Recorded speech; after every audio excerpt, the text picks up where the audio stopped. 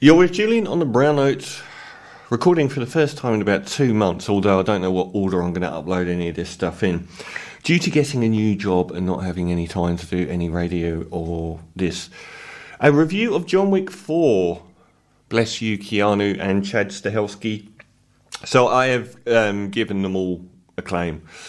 I think I even gave the last one 9, and this one is the fourth in the what now has probably become Keanu Reeves' defining role. Maybe Neo from The Matrix still has that edge, and he's still playing Neo from The Matrix, and I actually thought that was a fairly decent film. It wasn't him or Carrie-Anne Moss that were the problem with The Matrix reboot. It was the new people and Jada Pinkett Smith, excuse me, that kind of spoiled everything. But it had a lot going for it in other areas, particularly Keanu. Keanu's been saddled with this weird thing, which is that he is in many ways a very clunky actor, but he's an actor that we love to see on the screen. And I feel like as John Wick has progressed, it has relied more and more on the strengths of what he can do well.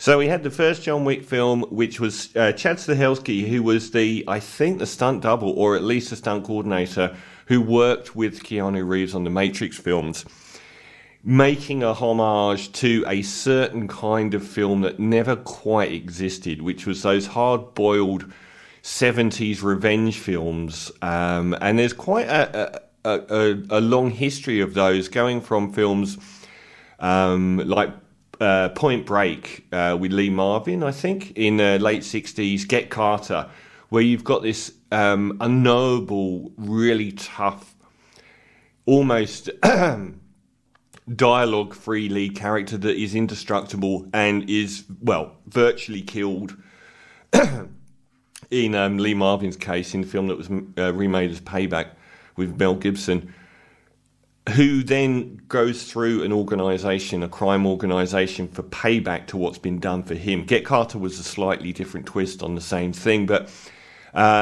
you've also got the Killer Elite with, I can't remember his name, the guy with the massive shoulders from The Godfather.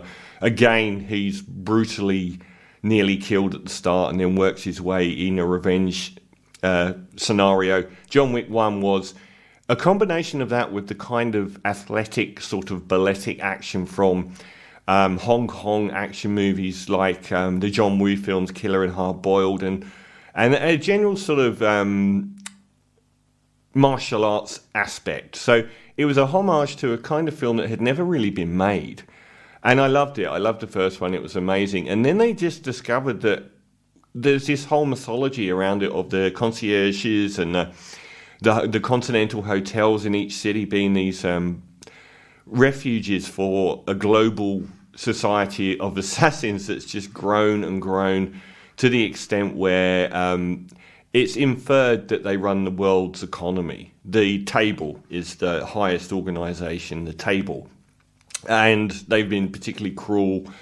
John Wick managed to off the rivals who were just local, I think, Russian gangsters in the first film that killed his dog and stole his car. But after that, it's evolved into this huge mythology where Keanu has been on the death list for the Table. So they basically, there are entire rule sets in how you can behave. In the second film, he was obliged to murder one of his friends because he owed the person requesting it. And in the third one, we saw John Wick actually meet with the elder that oversees the whole organisation. And each film seems to have expanded this universe and kept a lot of the great characters in it, like Lawrence Fishburne and what's his face? I can't remember. Ian McShane. And Lance Reddick, who died. He dies at the start of John Wick 4, right at the start, by the way. So it's not really a spoiler, but he died in real life the week the film came out. So at the end of the last film, we had Ian McShane in the hotel that he owned, and he was about to lose because the Table said he was harbouring John Wick. At the end of it, John Wick was actually shot by the Ian McShane character and fell out of the building. and ended up with Lawrence Fishburne, who's like a mafia don of the sewers, like Danny DeVito in the second Batman film.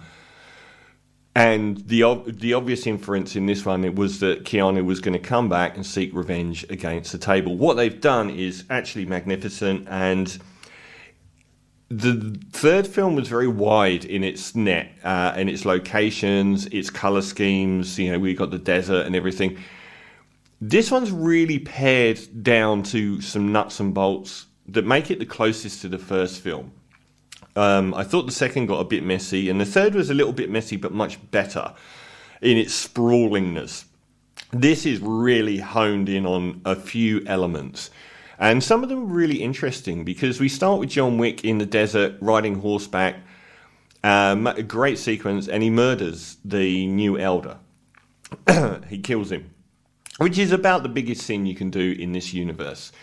And what we see then is that everyone that has supported John Wick, even if it's a tacit, tiny amount, then is suffering payback from this high table, who decide to blow up Ian McShane's hotel as retribution for him once being friends with John Wick, who was an assassin in the old days, who retired, married a woman, and she died of cancer, and then he lived a solitary life until he was pulled back in that first film, when people killed his dog and stole his car. But now he's firmly back in the mould. I really like the way the setup shows his actions to be incredibly selfish.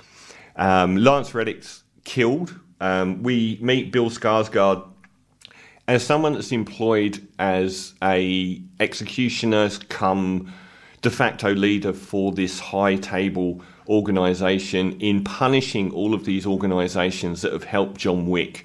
If they're part of this wider table, they suffer incredible, well, usually death, and in the case of New York, the hotel actually being blown up to punish John Wick and to show that everyone else that if you harbour him or if you help him. So we get the New York version, but then we move to, I think, Tokyo, I'm not 100% sure, where we get Hiroko Sanada, Osaka, the manager. He's a really well-known actor as well. A lot of these actors you've seen in many films, and he's really well-known. In fact, what has he been in? The Last Samurai was probably the most famous Western film he's been in, but he's been in stuff like Mortal Kombat as well. His hotel is again attacked by this high table led by Bill Skarsgård, and everyone's butchered. And we meet Rina Sawayama, who is a British singer I haven't really raved about. She's done a couple of albums, and I didn't really like the first one, but she's a really interesting actor. And she's set up for the next film. So she's her dad is the guy I just mentioned. He gets killed as a result of harbouring John Wick. From that point on, John Wick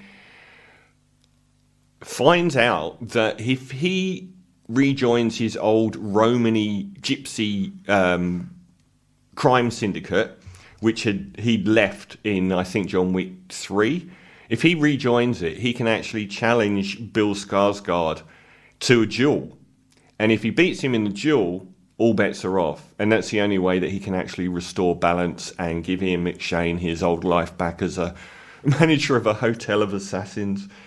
So it's quite tightly wound around this. And honestly, this is superb. This is the main things that stand out here are it's the most beautiful action film this side of Fury Road.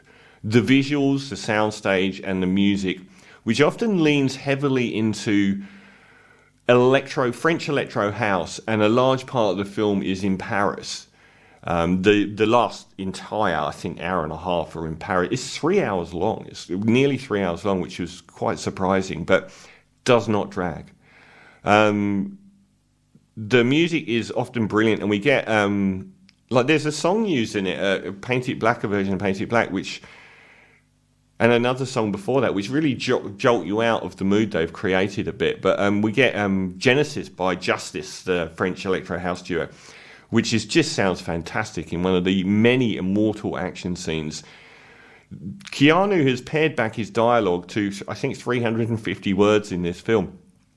Someone worked out it's like $40,000 a word he got paid, which is, it works really well because he doesn't, instead of trying to emote more and more as this franchise has gone on, he's done it less and less.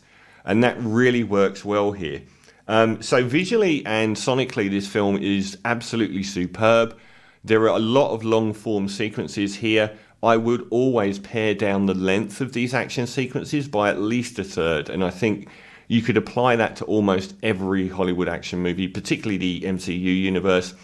They do end up going on a little bit too long. But many of these are state-of-the-art, absolute state-of-the-art action sequences. We go to what is, I think, supposed to be a famous techno nightclub in Berlin, and we get a fat suit wearing... Where is he? Is his name Sean Atkins? Who's another action star who comes up with a brilliant character. And that's probably next to how visually striking and sonically brilliant it is. The side characters are the best of the entire franchise. Donnie Yen, a legend of martial arts films, is superb as a kind of John Wick character. So Donnie Yen is famous for the Ip Man films and many other Western films where he's probably the most famous martial artist in American movies today. He's kind of like a John Wick character. He doesn't want anything to do with this anymore, but he can't get out.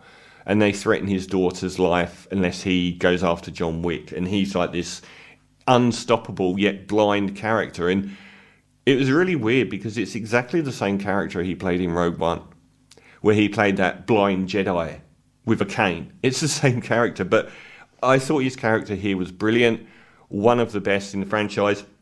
It took me 2 goes of watching this film to realise how good Bill Skarsgård is as the villain. I didn't like him when he played the clown in it, but he's brilliant here. He's not only a comic book villain, supervillain, but he's got this real sort of, like, his arrogance is tempered by the fear, and his eye starts winking when he knows that things aren't going well for him. I thought he was a brilliant character, very, very cruel, very intelligent, sociopathic, but also very self-aware. He's got a really good scene with Ian McShane in a gallery where he finds out that John Wick can legally challenge him to a one-on-one duel. And he goes through various emotions in that scene, including fear and, I guess, acceptance, but also when he sort of says to Ian McShane at the end, you don't realise that you go as well if John Wick dies. I thought that was, he's really good. We get Ian McShane and Lawrence Fishburne. They don't have massive roles here, but Ian McShane gets a good turn. And the Sean Atkins character, if it is indeed him, is great in a fat suit as a guy in this Berlin nightclub.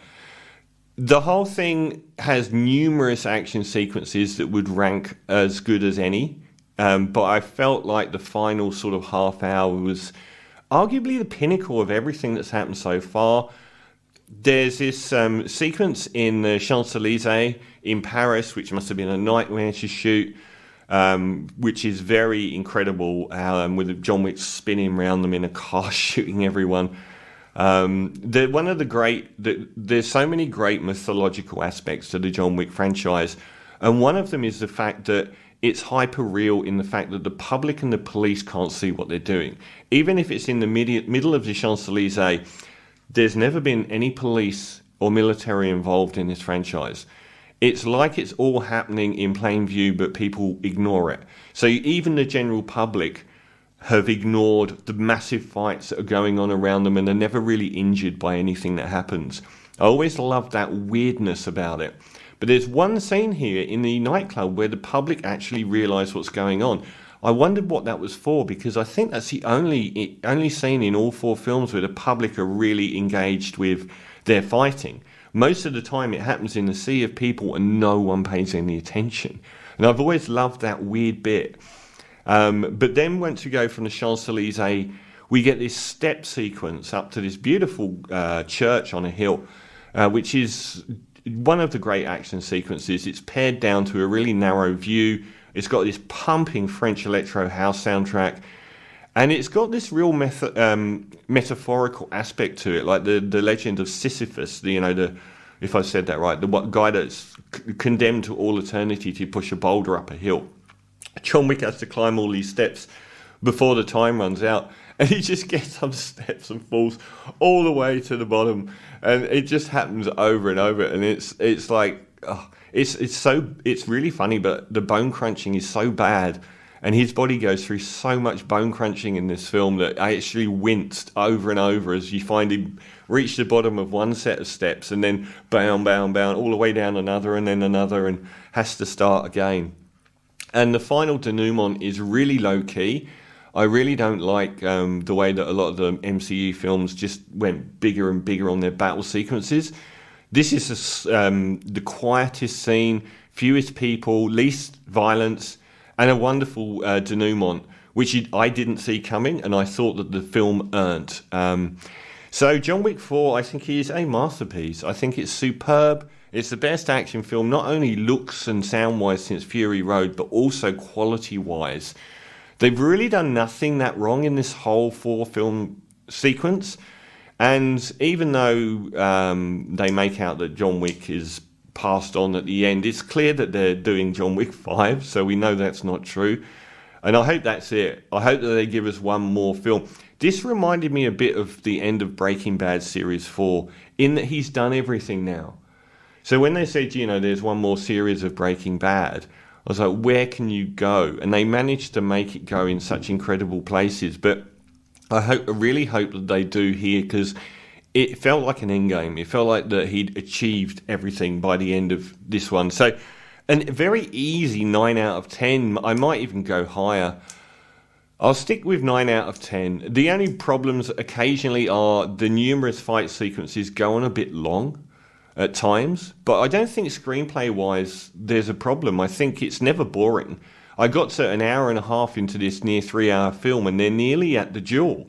And I thought, how can they pad this out so much longer? And an hour later, I was like, how did we get here? We're 2.5 hours in. It was brilliantly done. I don't know if 9's too low. I'm going to stick with 9 out of 10 for John Wick 4.